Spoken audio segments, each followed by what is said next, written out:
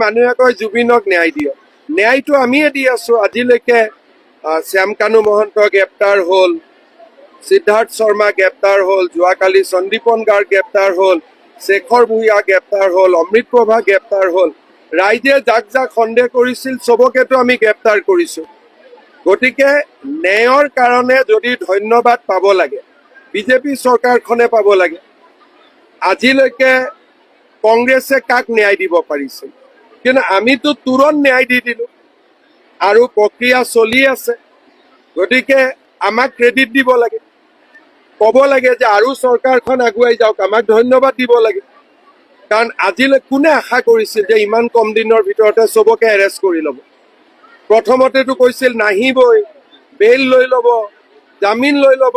হিমন্ত বিশ্ব শৰ্মাই নাটক কৰি আছে, আমিতো ক্লিয়াৰলি চবকে এৰেষ্ট কৰি দিলো। গতিকে ন্যায় কোনে দিছে? বিজেপি চৰকাৰখনে দিছে।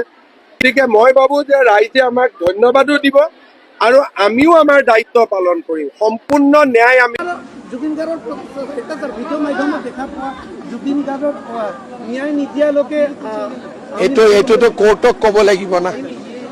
আমি ন্যায় কোনে দিয়ে? ন্যায় কোৰ্টে দিয়ে, আৰু কোৰ্টেতো ইলেকশ্যন নেখেলে। মই কৈছো কি, ন্যায় কোনে দিয়ে? কোৰ্টে দিয়ে। কোৰ্টেতো ইলেকশ্যন নেখেলে, কোৰ্টত আৰ্গুমেণ্ট হয়। গতিকে যিসকলে ন্যায় বিচাৰে তেওঁলোকে আদালতত গৈ উকিল লগাব লাগে আৰু আদালতত ভাল আৰ্গুমেণ্ট কৰাব লাগে। আমিও কৰাই আছো, কিন্তু ন্যায় নহলে ভোট নিদিওঁ। এতিয়া জাজেতো ইলেকশ্যনে নেখেলে, তো জাজে ইলেকশ্যন খেলে নেকি ক'ৰবাত? গতিকে জাজকতো ভোটেই নালাগে। গতিকে এইটো ইছ্যু, ইলেকশ্যন আৰু ন্যায় বেলেগ বস্তু। ইলেকশ্যনটো আমিহে খেলিম, কিন্তু আমিতো ন্যায় দিয়াৰ মালিক নহয়।